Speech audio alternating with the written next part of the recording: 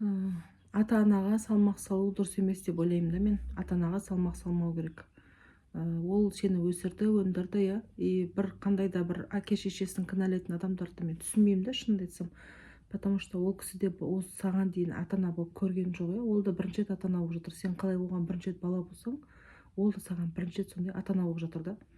Әке-шеше маған ол ана нәрсені істеп бермеді, мына нәрсені істеп бермеді деп кінәлі, ол қате. Өйткені өсірді, өндірді, иә, барынша қалай бар өзін көрсетіп тәрбиесін берді саған, елдің қатарына қосты.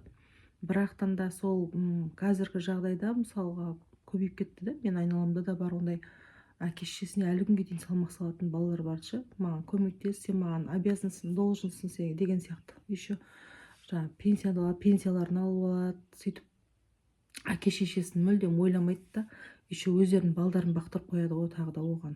Жаңа өзің балаң өскенше, немереңді өлгенше деп алдап қояды да. Сосын олар мен жаным ашитыны бақпасын деп айтпаймын, бақсын не немересін өзі қаласа егерде. Бірақтан да өзінің денсаулығын күткеннен кейін, мысалы санаториясына барғаннан кейін, қыдыратын жеріне барып келгеннен кейін, содан кейін қарасын, аптасына 1 күн ба 2 күн ба, иә.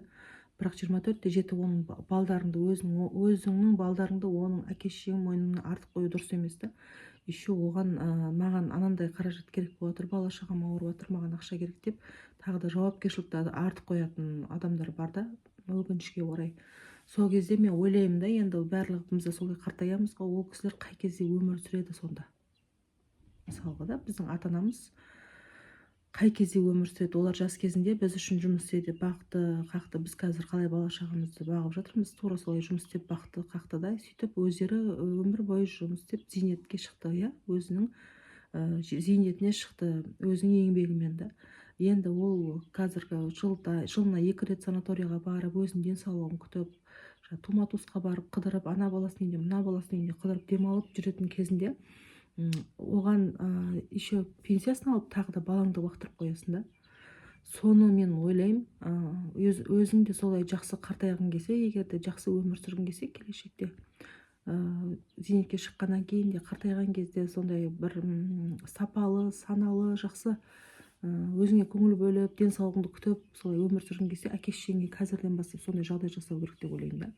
Ата-ана ол сенің меншігің емес, ол сенің жалдап алған жұмысшың емес, жалдамауың емес та. Сол үшін бір нәрсемді жасап алайыншы, үйімді бітіріп алғанша маған көмектесе тұршы, жағдайым жасап алғанша көмектесе тұршы, мен баламды оқытып алғанша көмектесе тұршы деп айту, ол өзіңнің қара басыңды ойлап, әке-шешеңді ойламағаныңды.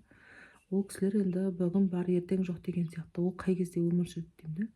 Сол үшін ата-анаға барынша салмақ салмай, хотя бы былай күшті керемет қылып бағып қақпысың да, хотя бы салмағыңды салмай, олардың жаңа пенсиясына ортақ болмай, салмағыңды салмай, тыныштық беру керек ол кісілерге деп ойлаймын да. Турасын айтқанда, просто так тыныштық беру керек, оларға да өз үшін өмір сүруге мүмкіндік беру керек деп ойлаймын. Сіздер қалай ойлайсыздар?